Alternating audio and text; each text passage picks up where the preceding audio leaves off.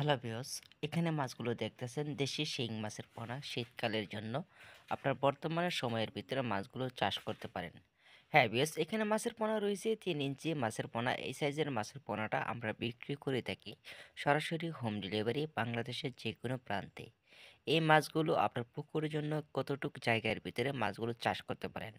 হ্যাঁ ভিউয়ার্স, তার মাধ্যমে রয়েছে প্রতি শতাংশে মাছগুলো ব্যবহার করতে হবে 1000 থেকে 1200 পিস করে। তো এতে মাধ্যমে দেখা গেছে পুকুরের আয়তনের পানি থাকতে হবে 5 ফিট কিংবা 7 ফিট। এতে মাধ্যমে আপনারা চাষ করার সফলতা পেয়ে থাকবেন। তার মাধ্যমে রয়েছে মাছের খাদ্য কি কি পরিমাণ ব্যবহার করতে পারেন।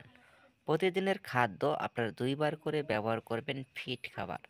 ভাসমান খাবারে আপনার মাছগুলো চাষের সম্ভাবনাটা বেশি অনায়াসে থাকে। তার মাধ্যমে রয়েছে মাছগুলো আপনার একই খাদ্যতে 2 রকমের মাছগুলো আপনারা ব্যবহার করতে পারেন।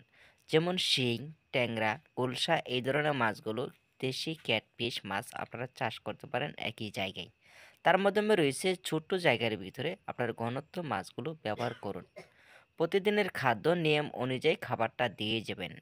বেশ দেখা গেছে শীতকালের জন্য মাছের শরীরে কোনো রকম লাল দাগ হলে কিংবা ভাইরাস আক্রান্ত হলে সাথে সাথে ওষুধ প্রয়োগ করতে ভুলবেন না।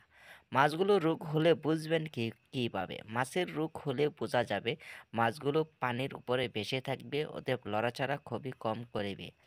খাদ্যর পরিমাণে অতএব খাবারটা খুবই কম সংগ্রহত খাবে। তার মাধ্যমে রয়েছে খাবার খাওয়ার জন্য আপনার মাছের কোনো রকম টাওয়াল দিলে সাথে সাথে আপনারা চুন আর পটাশ বেশি পরিমাণ ব্যবহার করবেন না।